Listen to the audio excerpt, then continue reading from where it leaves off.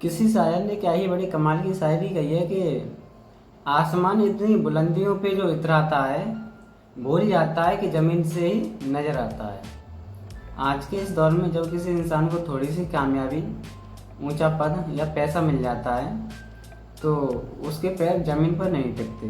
वो ये भूल जाता है कि वह कहाँ से उठकर आया है और वो उन लोगों को छोटा समझने लगता है जो ज़मीन पर रहकर मेहनत कर रहे हैं। लेकिन कुदरत का एक नियम है कि जो जितना ऊंचा उड़ता है, गिरने पर चोटी उतनी ज़्यादा गहरी लगती है। आज तथागत गौतम बुद्ध की अमर कहानी आपके सोचने का नज़रिया बदल देगी और आपको सिखाएगी कि असली ताकत आसमान की बुलंदियों में उड़ने पर नहीं बल्कि ज़मीन से जुड़े रहने में है। तो चलिए हम अपनी कहानी को शुरू करें। एक बार तथागत गौतम बुद्ध एक विशाल पर्वत के नीचे बैठकर अपने शिष्यों को उपदेश दे रहे थे। उसी वक्त आसमान की ऊंचाइयों से उड़ता हुआ एक बड़ा बाज पर्वत की सबसे ऊंची चोटी पर जाकर बैठ गया। वह बाज बहुत ही घमंडी था। उसने चोटी पर बैठकर नीचे जमीन पर रेंगते हुए छोटे कछुए को देखा और जोर से हंसने लगा और उससे बोला कि हे तुच्छ जीव, देख मेरी बुलंदियों को।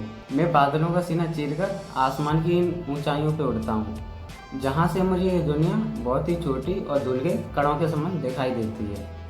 तू तो इस मिट्टी में और दलदल में रहने के लिए ही बना है। अहंकारी बाज की ये बात सुनकर गौतम बुद्ध के सबसे प्रिय छात्र आनंद ने गौतम बुद्ध से पूछा कि हे बुद्ध, क्या सच में इस बाज का कद हम सबसे ऊंचा है? क्या यह सच में इस दुनिया का सबसे श्रेष्ठ जीव है?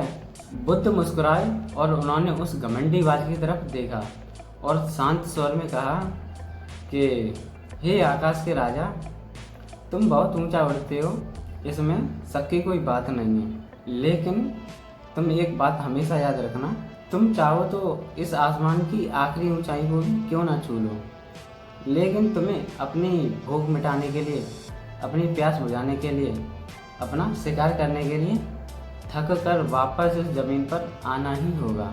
बुद्ध ने आगे कहा कि तुम इतनी बुलंदी पर उड़कर जो इतना इतरा रहे हो, तुम भूल गए हो कि अगर नीचे ज़मीन ना हो तो शायद तुम्हारा यह आसमान भी कहीं टिक नहीं पाएगा।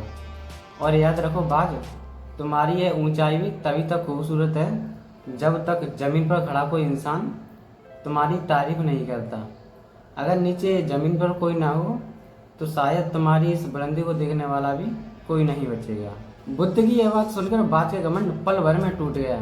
वह समझ गया कि आसमान की बुलंदी भी जमीन की बदौलत ही बरकरार है। यह कहानी सीधे आज की हमारी जिंदगी से जुड़ी हुई है।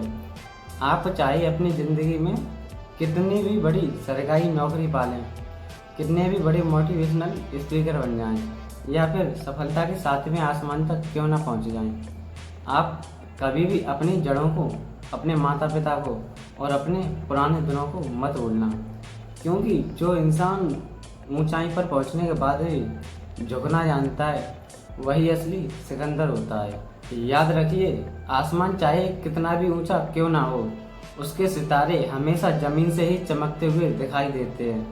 इसीलिए विनम्र रहिए और ज़मीन से जुड़े रहिए। अगर इस कहानी को सुनने के बाद आपको जो भी प्रेरणा मिली हो, अपने विचारों को एक बार कमेंट बॉक्स में ज़रूर लिखें, क्योंकि मेरा लक्ष्य आपको पूरी 1000 मोटिवेशनल कहानियाँ सुनाने का है।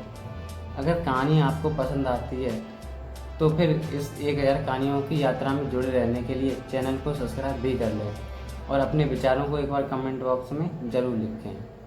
तो मिलते हैं अब अपनी अगली कहानी में। तब तक के लिए हंसते रहिए, मुस्कुराते रहिए, खुश रहिए, अपना और अपने घर वालों का ख्याल रखिए। जय हिंद, जय भारत।